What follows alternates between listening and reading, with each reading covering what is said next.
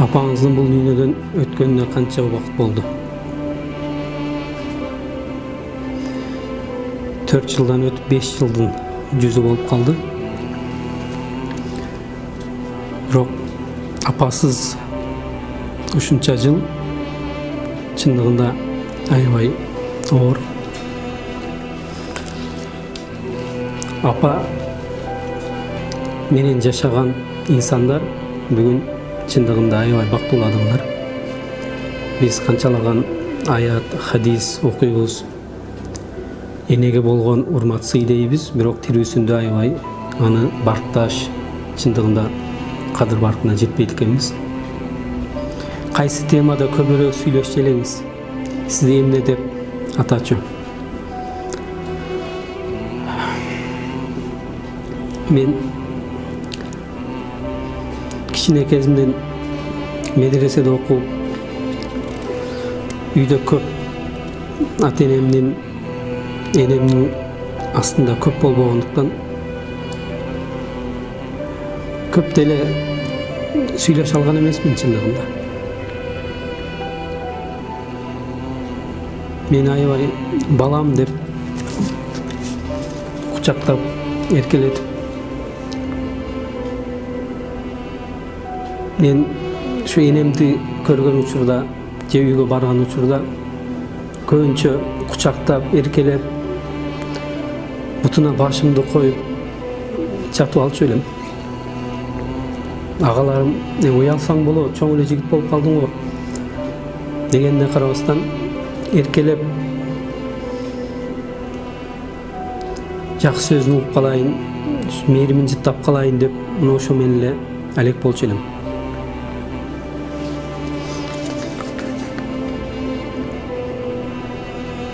Апа, бул сиз үчүн ким?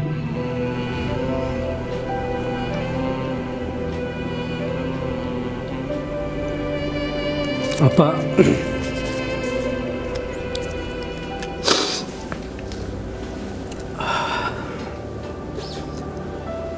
менин бейишим, мени бул дүйнөгө келүүмө себепчи болгон бир алтын аял заты эне дейм.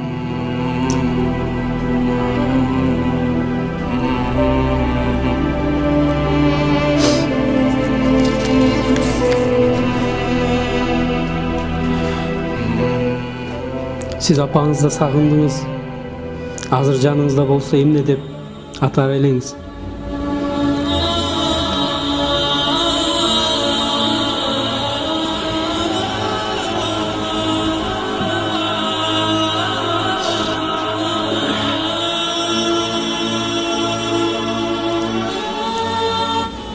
Жанында болсо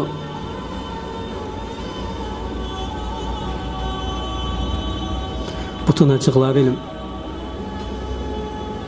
Апа деп кучактап жыттар элим.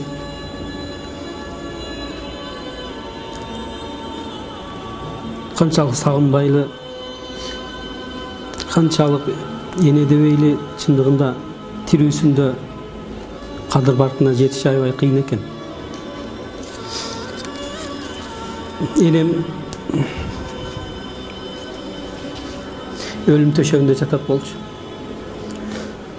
Анан зыяратка барып, бир жума астында болуп, сөзүн угуп, башка кылып,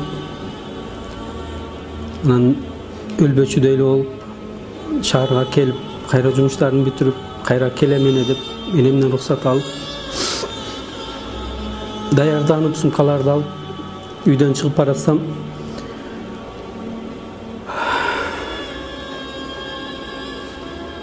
тура албайт. Араң жаткан энем, эжем, агамдар жанынан тиреп коридорго чыгып келиптир. Ой апа, энеге чыктыңыз, сиз турбашыңыз керек. Мен өзүм кирип коштошот элем. Десем, жок балам, мен сени узатам.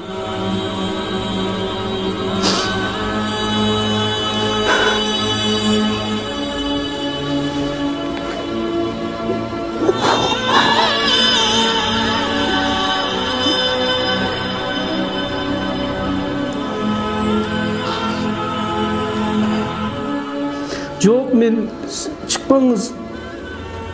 Кел бір құшақтап қойын, жақсы жүргіле балам.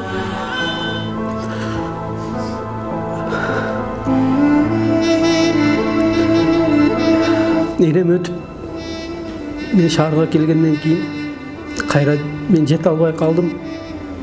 Жаназасына жеттім, Құдайға шүгір. Бирок эжеме мен кеткенден кейін ыйлап баламды өзім ұзатқым келді. Баламның көзінде мен кеткенде енем төшекте жатат эле деген елес қалып қалбасын. Мен ошон үчүн чыктым сыртқа. Балам мені басып, мені ұзатты деген елесінде қалып қалсын. Өмір бойы енем мені төшекте ұзатқан деп естеп жүрет. Деп ошентип эжелерин кой турбаңыз, ал өзү келип коштошот десе да болбой, жок мени тургузасыңар. Элесинде калып калат, мен турам, өзүм узатам деп.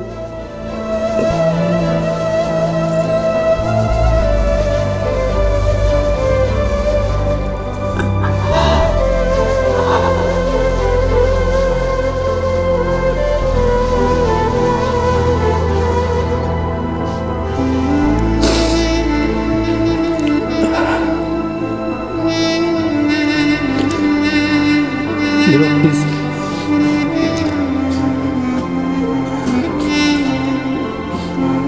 ошол нерсени сезбейт экенбиз убагында.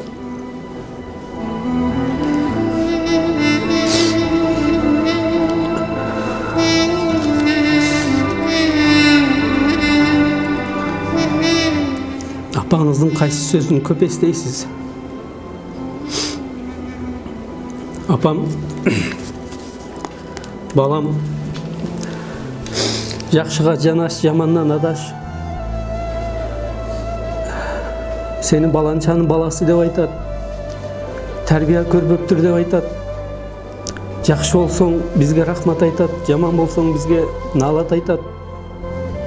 Жакшы бол балам, бирөөнүн акысын жебе, бирөөнү капа кылбагын, жаман жолго баспагын, жамандарга кошулбагын деп дайым ушул сөзүн айтчу элем.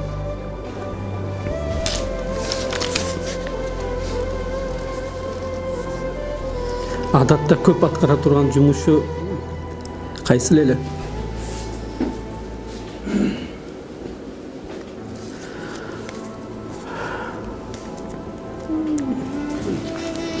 Бардык элени бүт эле ошол балдардын жумушу менен балдарыма тамак кылсам, кийимин тазаласам, нанын жаап берсем деп ушул менен алек болчу эле. Чындыгында биздин гана камыбыз менен жашап, бизди гана ойлоп, бул дүйнөдөн көз жумуп кетти. Чындыгында аял затынын ой максаты эле ошол өзүнүн баласын ойлоп, ушул жакшы адам болсо экен, жаман сөз баламдын артынан укпасам экен деп жашайт экен.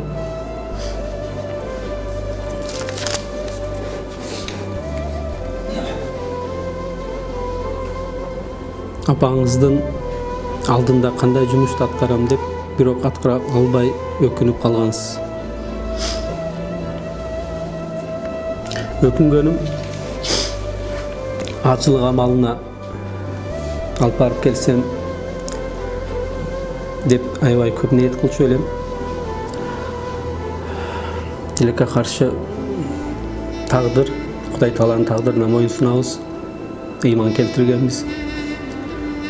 Көзү тирүүсүндө ажылыкка алып бара алсам дагы көз өткөндөн кийин 2 жылдан кийин апамдын аттан ажылык амалын өзүм аткарып келдим.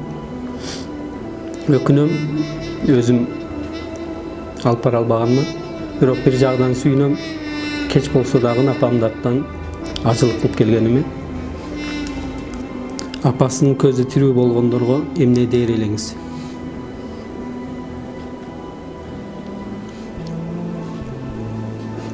Айтар элем, жалпы эле Кыргыз элине кимдин апасы бар болсо ошол тирүүсүндө сыйлап апалардын эмгегине бизге кылган жакшылыгын бир аз болсо дагы актайын деп аракет жасап, капа кылбай колдон келген жакшылыкты аткарып, дайым көңүлүн көтөрүп, жакшы сөзүн арнап, жакшы белегин берип, бир нерсе эсиме келет. Жаңы жумушка кирип, биринчи айлык алып, апама эмне белек кылсам экен деп айлык алдым. Мен дагы бала болуп, өз мээнетим менен биринчи жолу акча таптым деп атам менен энеме барып Дордойдон одеял алып, анан айылга салып жибердим. Кийин барсам энем ошол одеялды 8 жыл, балки 9 жылдай колдонду окшойт. Балам берген, мага балам алып берген деп дайым колдонуп барсам ушуну тиги сен алып берген одеял ушул аябай жылуу, мен ушуну эле жаккым келет деп дайым колдонуп жүрдү. Биз ал белек кандай болбосун, кымбат болобу, арзан болобу, деги эле ошол апабызга кандай белек бербейли, кандай бир нерсе алып бербейли, чындыгында апа ошол баланын жакшылыгын, жакшы сөзүнө, жакшы мамилесине аябай муктаж чындыгында көргүсү келет. Ошондуктан жалпы эле кыргыз элине айтарым, биз сыйлап калсак, урматтап калсак, апасы өтүп кеткендерге биз дуа кылганды, Куран окуп, багыштаганды мен сунуш кылат элем. Аллах Таала өткөн апаларыбызды рахмат кылсын. Тирүүлөрүнө Кудай Таала өмүр берсин, ыйман берсин, дайым жакшылыктардын үстүндө жүрсүн. Аллах Таала бизден ыраазы болсун. Кыяматта ата-энелерибиз менен бейиште чогуу болууну Кудай Таала жалпыбызга насип кылсын.